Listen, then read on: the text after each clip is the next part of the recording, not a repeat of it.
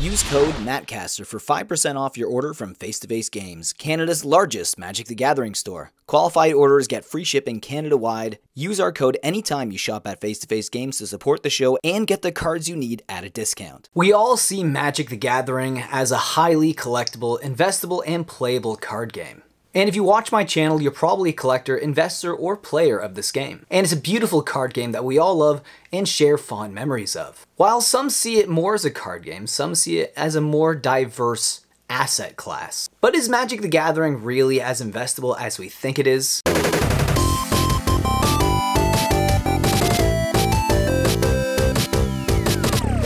I've been doing some research on Magic the Gathering booster boxes all the way back to 2009, which was the financial recession. Around that era, there was tons of Magic the Gathering product that have went up by 5 to 10 times. But ever since 2012, there haven't been a lot of Magic the Gathering booster boxes that have went up anywhere near those numbers. A confession that I actually have to make is that Magic the Gathering wasn't my only card game of choice for collecting. I've been off and on collecting Pokémon ever since I was a kid, but my last real bout of collecting Pokémon was around 2012, which was exactly a decade ago. And during that time, I wasn't really a collector or investor. I didn't even really play the game, but I loved opening product, and I opened a ton of product from that era. And a lot of that product has went up quite a lot in value. How did I discover this? Well, I did some research on eBay and TCG Player. And what I found shocked me. Magic the Gathering has nowhere near the returns that Pokémon has for the last 15 years, especially since the modern era of Magic the Gathering, which was around the financial crisis. So when I am talking about these price trajectories, I'm not talking about ABU era Magic the Gathering, I'm not talking about the classic sets like Alpha, Beta, and Arabian Nights. I'm talking specifically about Magic the Gathering sets that came out from around 2008 all the way up until current times. One of my favorite Pokemon sets to open up back in that era was Pokemon Platinum Supreme Victors. One of the reasons why I did like to open that set was because I was on the hunt for Charizard, and Charizard was actually on the box art, and obviously being a child of the 90s, I have a lot of nostalgia for Charizard in particular, and he was my favorite Pokemon. I did some research, and currently those booster packs that I open up so frivolously go for $130 to $250 Canadian. Yes. Another set that I opened a lot frivolously back in the day was Pokemon Black and White, and currently those booster boxes sell anywhere between 4,000 Canadian to 7,000 Canadian. Now, you might say, well, Matthew, come on, like, were they around the same price when they were released, or were these boxes already more expensive than the Magic the Gathering boxes around that era? And no, they were actually around the same price, around $100. And during that era, a lot of Magic the Gathering product have went up in value too. For instance, New Phyrexia, that was actually the best performing Magic the Gathering sealed booster box from that era, and currently you could find booster boxes on eBay for around 2,000 Canadian, and the booster packs sell anywhere between $35 to like $50 Canadian. And to put things more into perspective, Pokemon Black and White was released in 2012, and another Magic the Gathering set that was released around the same time was Return to Ravnica.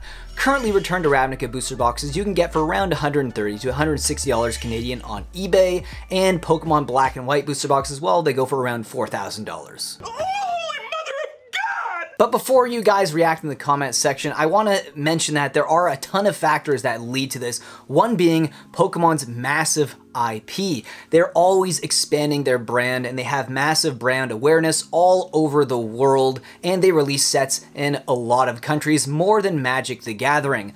Now, what can Magic the Gathering Wizards of the Coast do? Well, potentially expand their brand, make more video games, make that Netflix show that they've always been talking about making that keeps getting delayed, or make a feature film even. Get Magic the Gathering out there more so more people are aware of the game and the product that is associated with it. Now, another reason actually is, well, Pokemon cards, they're pretty much like reserve list cards, and there's a lot of collectors out there and a lot of people who like to collect sets, which means you need one card from every single set to complete your set, and Magic the Gathering essentially has a supply of cards that can be reprinted again and again and again. Does this mean we should all stop collecting Magic the Gathering and investing in Pokemon cards? No, I'm not saying that at all. I think you guys should do what you love, including me. I love collecting, investing, and playing Magic the Gathering, so I'm going to continue to do so, but I just wanted to do this video and shed some light on Pokemon versus Magic over the last decade or so because I found this data fascinating.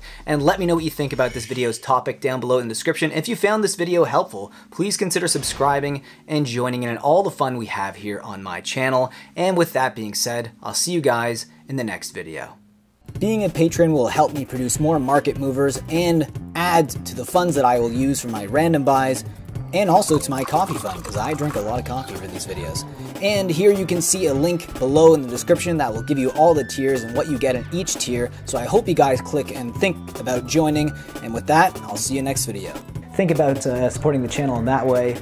If not, subscribe, like, leave a comment, and I will see you again in the next video.